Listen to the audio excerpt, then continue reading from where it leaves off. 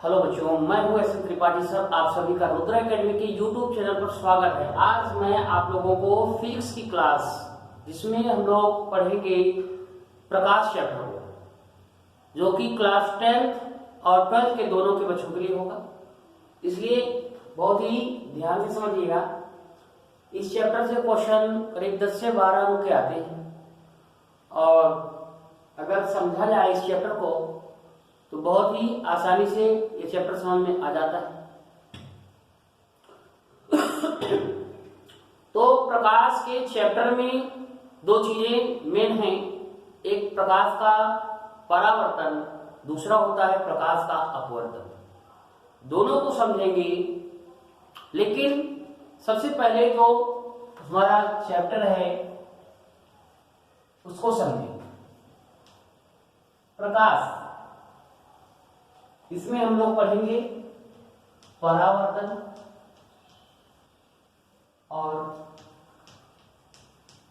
अपवर्तन। ठीक है, तो चैप्टर का नाम है प्रकाश। भाई ये प्रकाश है क्या, पहले ये हमको मालूम होना चाहिए। तो बता देना चाहता हूं बच्चों कि प्रकाश एक प्रकार की ऊर्जा होती है। कैसी ऊर्जा? जो जिसके माध्यम से हमें वस्तुएं दिखाई देती है, जो हमारे आंखों में संवेदना उत्पन्न करती है। ये एक ऐसी ऊर्जा है जो हमारी आंखों में संवेदना उत्पन्न करती है, जिससे हमें वस्तुएं दिखाई देने लगती है। तो प्रकाश एक माध्यम है जिसके द्वारा हमें वस्तुएं दिखाई देती है। ठीक है, अब प्रकाश का परावर्तन। ठीक है, प्रकाश का परावर्तन की बात समझते हैं। रिफ्लेक्शन ऑफ लाइट इसको बोलते हैं, रिफ्लेक्शन ऑफ लाइट, यानी प्रकाश का परावर्तन। कहने का मतलब जब कोई प्रकाश की किरण हो, अगर कोई एक किरण है प्रकाश की और किसी एक ऐसे तल में टकराए जिसकी एक सतह पर पॉलिश की गई। ठीक है, तो यहां देख रहे हैं कि एक जो है तल है, एक सतह, एक ऐसा सरफेस है जिसके दूसरे साइड में कलई की गई है, पॉलिश की गई है। तो अगर इस प्रकार कोई चमकदार, चिकना, पॉलिशदार तल हो और उस पर कोई एक बीम डाली जाए, कोई एक किरण डाली जाए, कोई एक पुंज समूह डाला जाए। पुंज समूह हमेशा किरण में एक ही सिंगल लेयर की बात करते हैं, सिंगल रे होती है, तो पुंज की बात नहीं किया है। प्रकाश में हमेशा एक किरण की ही बात होती है। यानी एक वर्णी अगर हम प्रकाश किसी चमकदार सरफेस तल पर डालें तो देखेंगे कि यहाँ पर दो माध्यम है। एक माध्यम तो हमारा कांच हो गया भाई, क्योंकि कांच का हमने तल लिया है यहाँ पर हम इसको मानकर चलते हैं कि एक कोई कांच था, उस कांच के टुकड़े में हमने एक तरफ नीचे के हिस्से में पॉलिश कर दिया, ऊपर का हिस्सा हमारा चमकदार होगा। तो जब इस पे कोई किरण आएगी तो जो आने वाली किरण है, इस किरण का नाम होता है आपतित किरण। क्या कहेंगे इसको? आपतित किरण। पतित का मतलब गिरना, आ का मतलब आकर के, यानी आकर के गिरने वाली किरण, आपतित किरण।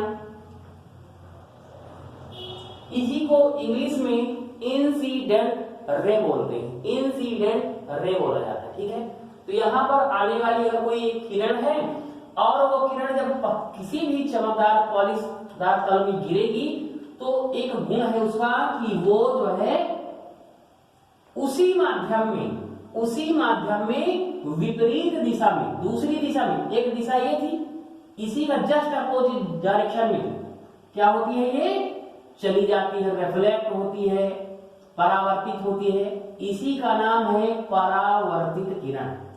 परावर्तित किरण, ध्यान से समझेंगे। तो आने वाली किरण जब किसी तल पर जो है पड़ी तो वो टकरा करके दूसरे दिशा में, उसी माध्यम में, कहने का मतलब अगर ऊपर का हमारा माध्यम कौन सा था, वायु माध्यम था।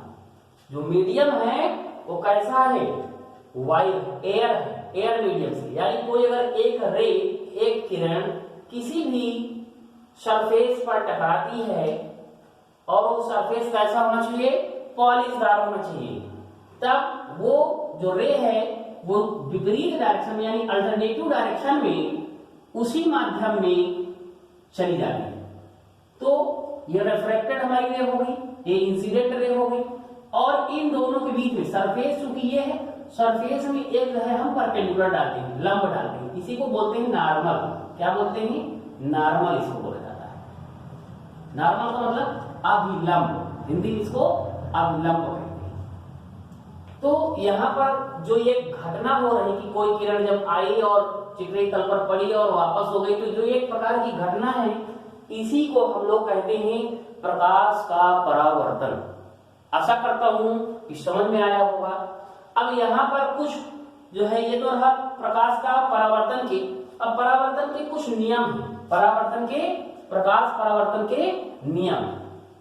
घटना का नाम तो हो गया, ये तो घटना थी, घटना हो गई हमारी प्रकाश परावर्तन। अब इसके नियम, नियम क्या कहते हैं आगे देखते हैं। पहला नियम ये कह रहा है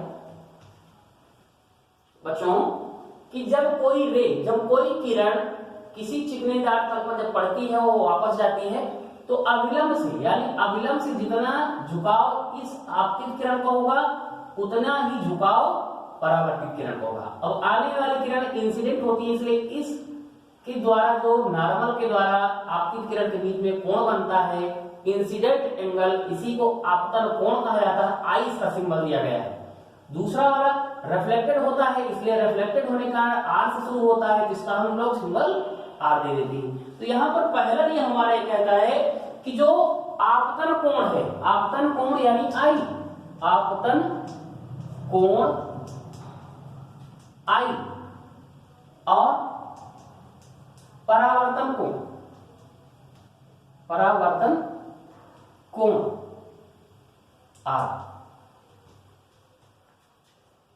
ये जो है समान बराबर हो गई, समान हो गई। ये तो रहा, यानी कहने का मतलब angle I equal to angle R. ये हमारा फर्स्ट नियम कह रहा है।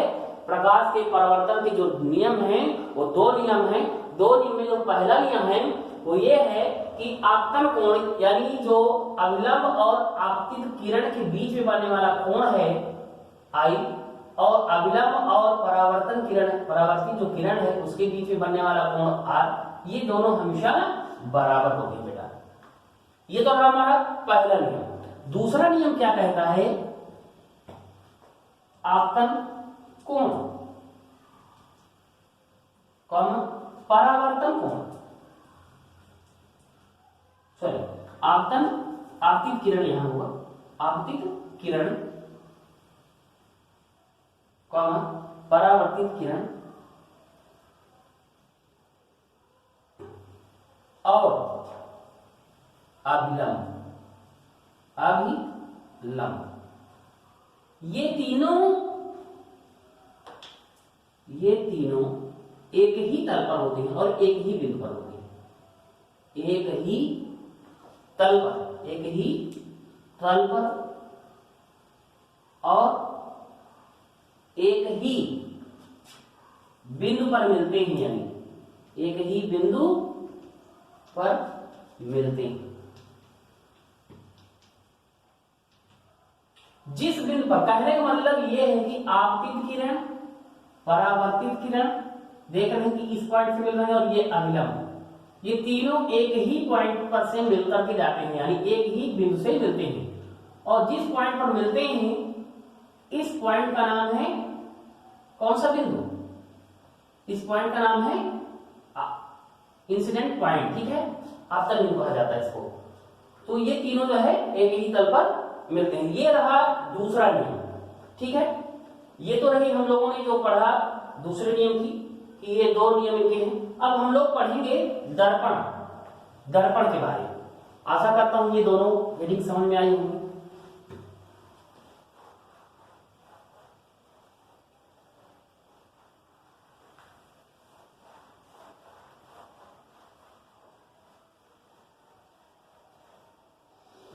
हाँ, दर्पण क्या है कि अगर कोई कांच का टुकड़ा ही लिया जाए और उसे एक तरफ पॉलिश कर दिया जाए तो जो चमकदार तल होगा वो हमारा दर्पण कहलाएगा। ठीक है, दर्पण की क्या विशेषता हमने बताया कि दर्पण जो है अगर किसी भी कांच के टुकड़े को, मान लीजिए कोई एक कांच है, ऐसे ले सकते हैं, कांच का मान लीजिए गोला है, इस गोले को हमने काट लिया और काटने के बाद किसी एक तल पर हमने इस पर जो है मान लीजिए बीचों बीच से काटा जाए, ये वाला भाग, इस पर सीधा सीधा भाग हो, अगर इसको हम काट कर करते हैं, पॉलिश कर देते हैं, तो ये हमारा समतल दर्पण है। क्या कहलाएगा? समतल दर्पण। इसी प्रकार अगर हम इसी भाग को मान लीजिए काटते हैं, इस भाग को काटते हैं, तो यहां पर अगर इस भाग पर पॉलिश करते हैं, एक भाग हमारा अगर अंदर से धंसा हुआ हो, ठीक है, एक भाग हमारा धंसा हुआ हो या उभरे भाग पर हम पॉलिश कर रहे हैं, तो ये हमारा अवतल दर्पण कहलाएगा बेटा। अगर धंसे हुए वाले तल पर पॉलिश कर दें, ऊपर वाला हिस्सा हमारा चमकदार हो, तो ये हमारा उत्तल दर्पण कहलाता है। तो ये है दर्पण। ठीक है, आशा करता हूं कि दर्पण भी समझ में आया होगा। तो इस बात को जो है ध्यान से समझिए और चैनल को हमारे लाइक और सब्सक्राइब नहीं कर रखे हैं जो बच्चे, वो उसको कर ले ताकि आने वाली सभी वीडियो उन तक पहुंच सके। ठीक है, अगली वीडियो में हम लोग कुछ खास चीजें पढ़ेंगे जिसमें हम लोग दर्पण, गोले का वक्रता केंद्र क्या है, वक्रता त्रिज्या क्या है, फोकस दूरी क्या है, इससे रिलेटेड सारे टॉपिक पर डिस्कस करेंगे। इस वीडियो में इतना ही। Thank you very much.